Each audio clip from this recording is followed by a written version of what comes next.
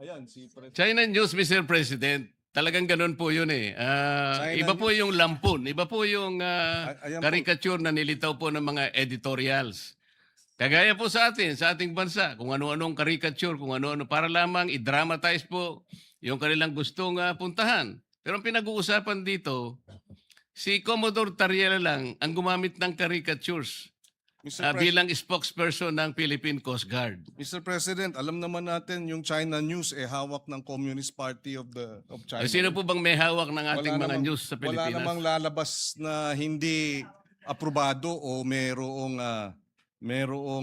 go signal ng Communist Party of China. Iba ang sitwasyon sa kanila, hindi tayo'y demokrasya. At ang punto natin, Mr. President, totoo, wala dun sa 5, pero ang ahensya mismo, ang DND na mismo at ang Armed Forces of the Philippines ang nagsabing they support the statements of their men in uniform. In fact, uulitin ko kasi nabanggit ko na kanina. Ulitin natin, no? Sabi nila, it was reported that the spokesperson of the Chinese Ministry of Foreign Affairs made a statement containing the following, quote unquote, certain Philippine Uniformed Service members driven by personal political motives. Doon pa lamang, Mr. President, lahat tayo rito, parliamentarians tayo, alam natin, it is unparliamentary to question motives, Mr. President, when official action is being undertaken or official decisions are made or proposals in parliamentary proceedings. So, sumagot ang Department of National Defense. Ay, ulitin ko, the DND and the AFP strongly condemn such an affront to any of its members. So, kung pupuntiryan natin si Commodore Tariela, dinedepensahan na nga. They consider it an affront. The DND and the AFP have considered the statement of China as an affront to any of its members. Tapos tayo sasabihin natin, teka muna, hindi dapat. Mr. President, we should, again, I will reiterate, when the DND and the AFP speak as regards national security concerns, we should rally behind them. We should provide them the necessary support because they're the ones who face the Chinese aggression 24/7, 365 days, Mr. President. And they deserve our support rather than our castigation and our condemnation. We should Mr. condemn President. China, not our men in uniform, Mr. President. Mr. President, kung totoo man na talagang sinusuportahan ng armed forces yung... Totoo ho, statement po nila eh. Kaya nga po, payagan nyo kung Opo. i-continue ang Thank aking pagtatanong. Yung pong lahat ng cabinet members po, cabinet secretaries, they're alter ego of the president. Kung halimbawa po nagsalita na ang presidente, magsasalita po ba sila inconsistent with the statement of the president?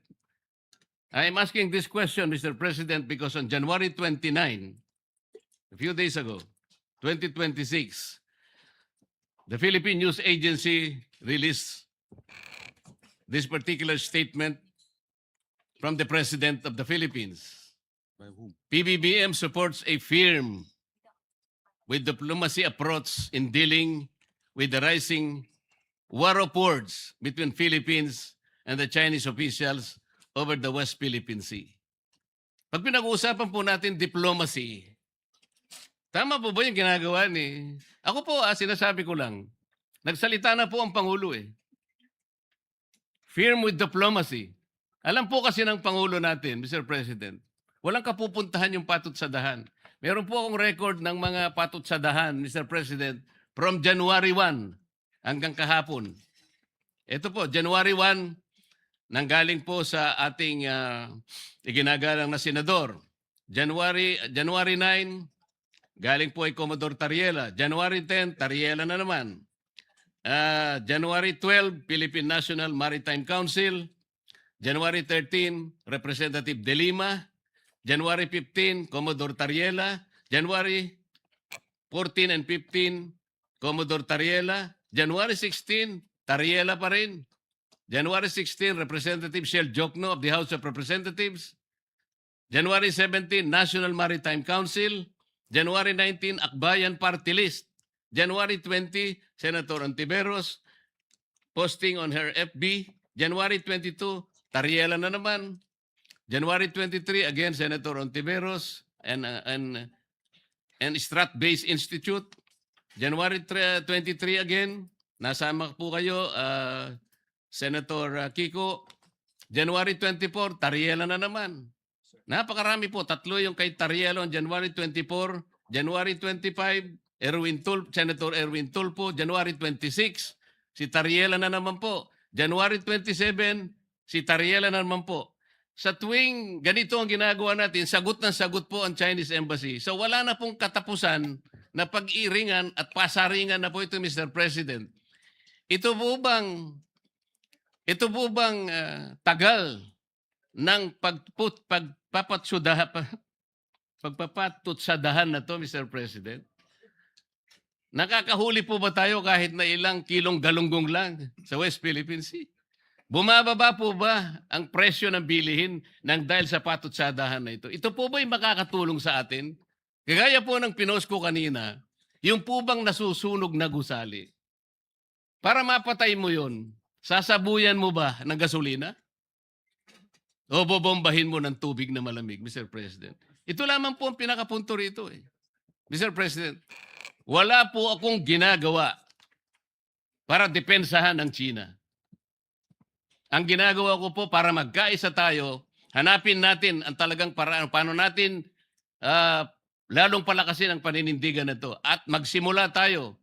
Sana po, maitala natin sa lalong madaling panahon yung mapa ng West Philippine Sea. At magkaisa tayo ngayon. Ipilit natin yun. Pero kung wala pa po yun, yun nga po, puro ang tinatawag po natin ay megaphone diplomacy na hindi po nakakatulong kahit paano natin kwentahin, Mr. President. Maraming salamat po, Mr. President, at maraming salamat sa inyong panahon, good Senator. At sana sa mga susunod pang panahon ay makapiling natin ang mga ilang taong binanggit sa kapulungan ito para magkaroon po tayo ng kahit na seminar lang. Lalo po nating mapag-aralan kung saan tayo nang gagaling sa lahat ng panig, Mr. President. Thank you. Maraming salamat sa ating ginoong Thank you. Kabalin from Tarlac and Pampanga. We may disagree with a number of his views, but we will agree to disagree with respect. Maraming salamat, Mr. President. Thank you. I would just like to find out kung sino yung naglista at kumuha ng listahan ng mga sinasabi laban sa China na napakarami. Saan kaya galing yun? Nilista lahat ng sinasabi laban sa China, kung sino man yun. Ba't hindi, no? Baka nire-report po sa Beijing. Siguro, baka Chinese Embassy siguro. All right. Majority Leader. Thank you, Mr. President. Mr. President, there's a request from the Minority Leader. Although he signed up for today, he's not feeling well. He's sick, Mr. President, and he's requesting tomorrow na final, kung pwede, sa sponsor, if he can ask the questions tomorrow. If the sponsor wishes to agree to that, but maybe we can make an First thing appeal. tomorrow? Yes, sir. Well, if he wasn't minority leader, maybe I would have thought otherwise, but I would have not given this accommodation. But being the minority leader in recognition of his position, we will submit to the body that tomorrow, Mr. President. Well, aside from the sponsor, Senator Pangilinan, if there is any member of the Senate who wishes to object, then we cannot continue. I think it's okay, We Mr. have to President. I'll make object. an If appeal there is to our no colleagues. objection, then and Yeah. Senator Pangilinan agrees, then we will do so. Anyway, we'll leave it With the as the last day understanding- tomorrow, Mr. With the President. understanding, Mr. President, that tomorrow Yeah, is the last we day. decide on it tomorrow. Thank you, and that we will tackle this first. First order. item. on the Well, agenda. okay. Yes, sir. With that assurance from the majority leader, then we will entertain a motion to suspend. Yes. Before we entertain motion to suspend, we have another supportive interpolator. If we can recognize our distinguished colleague, Senator Risa Ontiveros. Senator Risa Ontiveros is recognized. Salamat, Mr. President. So, at salamat sa good gentleman sa pagbibigay daan sa isang maikling interpelasyon. Kung hindi nagbigay daan yung mabuting Ginoo dun sa request na ipagpabukas, ako sana yung mag-o-object. Pero I submit to the wisdom also of the one who delivered, the one who led us in signing the resolution.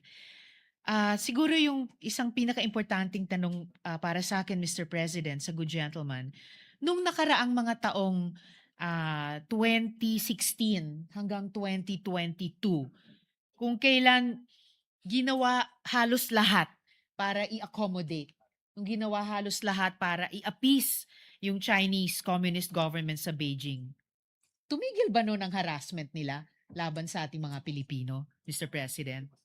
Yes, according to the Undersecretary Madriaga of the DND, hindi po tumigil, Mr. President. So, importanteng i-make of record ulit yan, Mr. President, na nung panahon na ibang approach ang sinubukan, ibang approach sa isinusulong ng resolusyon, wahipek din naman ng pagtigil ng harassment laban sa Philippine Navy, Coast Guard, Bureau of Fisheries and Aquatic Resources at lalo na sa ating mga mangingisda.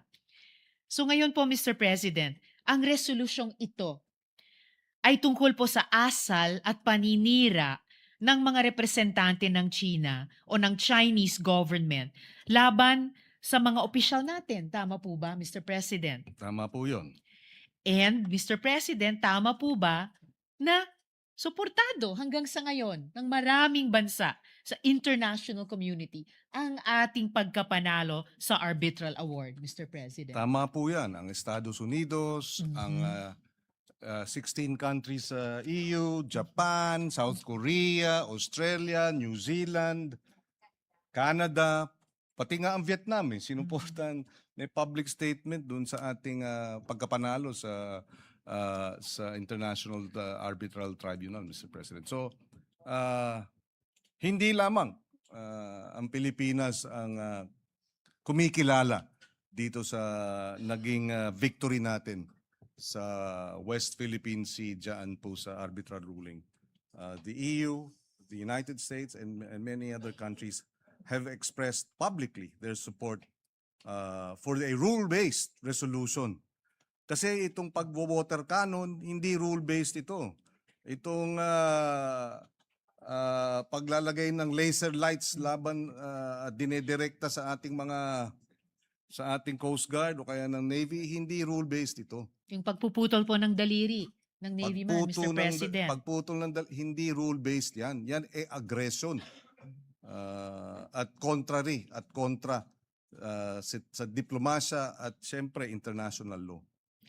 At Mr. President, sa kabila nung marami at dumaraming bansang sumusuporta sa ating tagumpay sa arbitral award, meron ba namang bansa na sumusuporta naman sa claims ng China sa South China Sea at partikular sa West Philippine Sea, Mr. President?